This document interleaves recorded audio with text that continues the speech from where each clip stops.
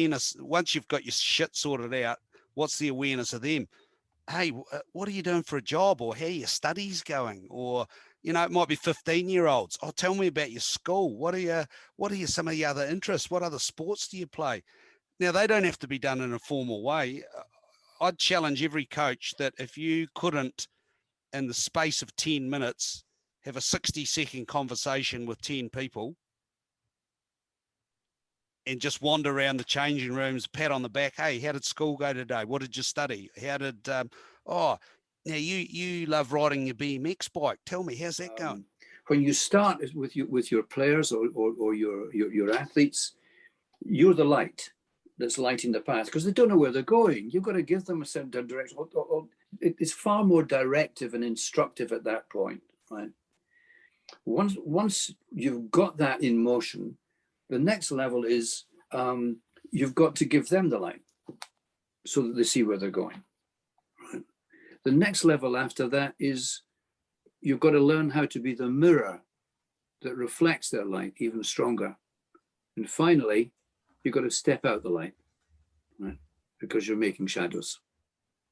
So I think you have to be willing to go on that journey and to be able to understand when there is a next stage, but that doesn't stop you, given this or that situation, to go back to directive. If you're needing action, very often you have to be directive. If you're needing thinking, for sure you're stepping back and giving them time and silence to think and to work it out. So these are, I mean, what's one of the greatest gifts you must have as a coach is judgment. You've got to be to apply judgment to situations in front of you. I use an analogy here in New Zealand. I talk to coaches and I have a couple of slides, and one I've got some mushrooms and the other one I've got a silver fern glistening in the sun. And I say, hey, do we treat our athletes like mushrooms, keep them in the dark and feed them bullshit?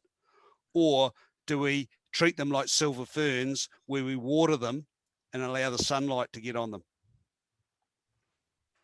And how do you coach?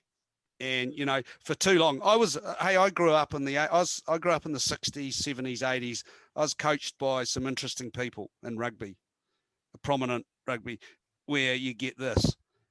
And you had no idea what practice was going to look like. You were kept in the dark and fed bullshit. You read about whether you got picked or dropped in the newspaper. You never got a phone call. I mean, it was pretty, and some of that still exists. So, you know, that's my analogy, I guess. Grassroots, no different. Find out, treat these young people like silver ferns, and I know you have ferns in England. I know that, you know, shed some light on them and feed them, nurture them, give them water, show interest. Yeah. You look at personalities and how you put teams together. You know, do we want an entire team of sheep? You're not going to win with an entire team of sheep. Do you want an entire team of micromanagers or leaders? You can't. Do you want an entire team of introverts? You can't. But what one of the most wonderful things is if you put introverts in a rugby team and give them a sense of identity and give them a voice, introverts become some of the most amazing leaders.